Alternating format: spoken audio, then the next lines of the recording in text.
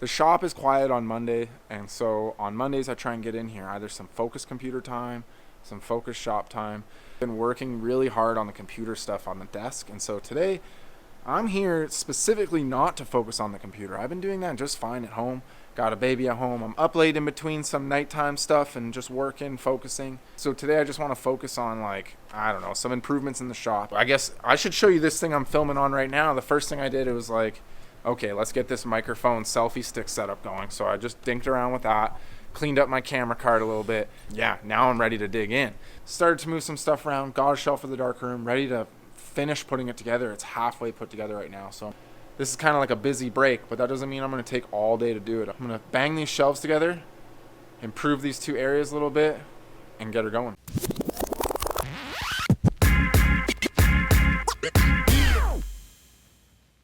Let's set a goal here, I guess, right? So we'll have a better spot for these standers behind me. We'll have a better spot for these monitors, this double monitor setup. And we'll have a better spot for these tools and stuff like that. You know, people think we spend all this time cleaning. The whole point is to not spend time cleaning. It's to have it stay clean. When you put something in, it's always back. And if something's making lint, you're catching it in a fan. Like all these things, right? So I don't like cleaning. I like stuff being clean though. Let me put it that way. So, all right, let's clean this up. So when you start having everything on wheels, you start zooming in a little more and realizing that if something's on a wall, it's not on wheels, it's attached to the wall, which is almost worse than being a shelf that's not on wheels. At least you can move the shelf. Being attached to the wall is like, it's even worse. I think the biggest place I realized this was in ink, because everyone has their ink stuff like on the walls. It looks awesome, but what are you gonna do? Your ink area is stuck there forever. Yeah, can't run any experiments. What if you want to move it? Now we can move our ink into another room, and it would take 10 minutes. So, really interesting concept. Just start zooming in on the wheels, just zooming in on how everything can be on wheels. If we have to move out of here, I want to just saran wrap everything and just roll it onto a truck, and we can do that. It's pretty close, man. Pretty close. Alright, so I went on a serious whiteboard kick at one time. Well, I'm still on one. And this one's pretty good. But in the darkroom, we also love this, like, this guy here. So when I saw these, man, I thought that's a really good way to keep our processes. Whoopsie.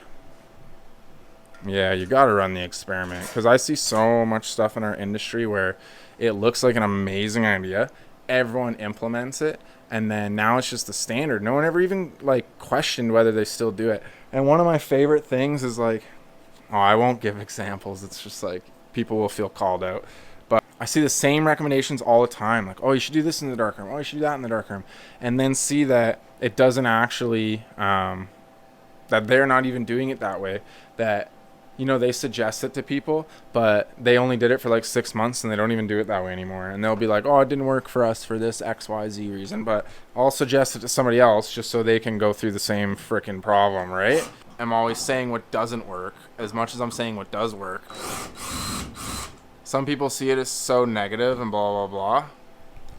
To me, at least, I don't know. I think there's a lot more value in avoiding mistakes than telling you like only what's working. That's the difference between maybe some of these YouTube channels that are just ads, like literally just ads. And they'll do the bare minimum of being critical about things. Like, oh yeah, it didn't work out. You know, we didn't run that. It was bad, blah, blah. But no one really like gives it critical thought. And I think these days, because you'd probably think the kids would call it roasting, right? Like, you don't want to roast somebody.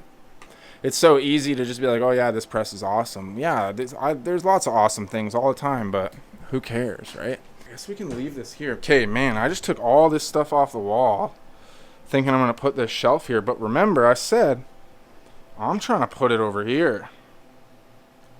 So let's try that and see. I don't know how it's going to work, but we'll try it because I got to go. Okay, so really quick, because of the way this is set up, right?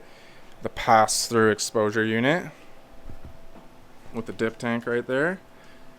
This can't really move that way. Which leads me to what I thought, yeah, which is that this guy's got to go over. So look, here's why things are on wheels. So I can move this crap out of my way now. Okay, this is a mess, and I'll tell you why, because we've been thinking about this, man. We've been thinking about this. So the question is, I'm not going to move it all over there right now. That's like a cable management nightmare. But how far over can I move this? And then how far over can I bring the screen machine? Because if it doesn't have these monitors on there, which it won't, then it can probably come over here a lot more. Today, I'm going to let the monitors poke through here. Again, it'll be like cable management nightmare. So let's just mess around a little bit. I'll start making some room here.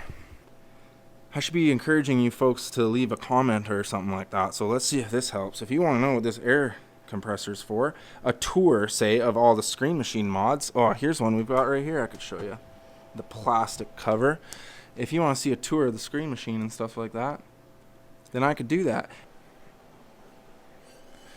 Getting stuck on something. Oh, look it. There we go. Oh, come on. At first I was kind of celebrating that we'd have this room back, but really the whole thing's going to be sitting out a little more. I just wish the screens were like would be closer. And I guess they will, man. Because it's on wheels too. Oh yeah, this is coming together, right? Are you seeing the vision here? I have the computer in the right here instead. And there we go. So that's kind of like where I'm gonna leave it for the day. Maybe is it stupid to put this on an angle? No, it's not. That's why stuff's on wheels. Alright. Take it off of there. Slide her through. Get your next screen. Grab it out of here. Load it up. Before I leave, I just want to dump some knowledge, some principles. Just think out loud here a little bit about some of the stuff going on today. Does that make sense? So, some of you might be thinking, like, if you want to go home and the shop's like quiet on these days, then why are you doing this? Like, especially I'm not like making money. None of this stuff makes money. I just wanted to point out, well, the principle I wanted to talk about, I guess, while I sort of clean up here. Try not to leave the shop looking like a disaster. It's so easy to leave these projects sort of like. So what I wanted to talk about as I tidy up here is one of my favorite fast cap principles from Paul Akers. How does it go? So it's safety, quality, simplicity, speed. So in that order, right? So safety, quality, simplicity, speed. Now, we'll never make something faster if it makes it less safe. We'll never make something faster if it reduces the quality. We'll never compromise, speed for quality for speed. And a little nugget there is like simpler is ahead of speed. Like simplicity is more important than speed, because simpler is faster. Simpler is faster. Making something simpler is so important. So something that took a long time to occur to me, check if your improvement is actually simpler, because what I find, this is another Paul Akers quote, or at least a fast cap video for sure. One of the quotes is that smart people can never believe it can be this simple. And the reason I think they brought this up is because like manager types, and I see this in our industry all the time, especially with production manager types, like smart people make complex systems to justify how smart they are, to show how smart they are. And it makes sense. I used to do it too. So I used to spend a lot of time improving things. I would like make tools for myself to like be a better manager. Managing is not valuable.